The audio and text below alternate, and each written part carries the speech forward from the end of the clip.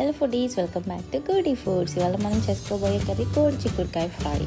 మనం కోడి చిక్కుడుకాయలని కట్ చేసి వాష్ చేసి బాయిల్ చేసి పక్కన పెట్టుకోవాలి. నేను ఆల్రెడీ చేసి పెట్టుకున్నాను. అలాగే ఒక 3-4 మిర్చి, కొత్తిమీర, కరివేపాకు, ఆనియన్స్ చిన్న కట్ చేసి పెట్టుకోవాలి. అలాగే అల్లం వెల్లుల్లి పేస్ట్ దంచుకోవాలి. స్టవ్ ఆన్ చేసి ఒక కడాయి పెట్టేసి దాంట్లో మనం తీసుకున్న క్వాంటిటీకి తగ్గట్టు ఆయిల్ వేసుకోవాలి.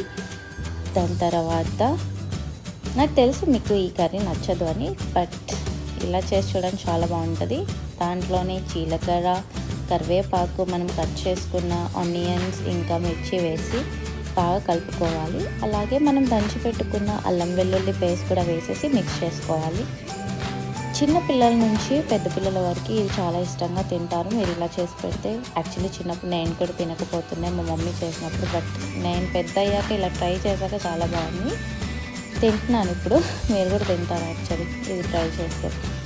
ఓకే, అల్లం వెల్లుల్లి పేస్ట్ వేసాక పసుపు ఇంకా మనం బాయిల్ చేసి పెట్టుకున్న కోడి చిక్కుడుకాయలు ఏవైతే ఉంటాయో వేసి ఒక 10 to 15 minutes మగ్గించుకోవాలి.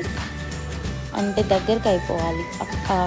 కోడి చిక్కుడుకాయలు అనేవి దగ్గరికి అయ్యే వరకు ఉంచి దాంట్లోనే సాల్ట్, మీరు ఎంత ఎలా తింటారో దాని తగ్గట్టు సాల్ట్ ఇంకా కారం వేసుకొని మిక్స్ చేసుకోవాలి.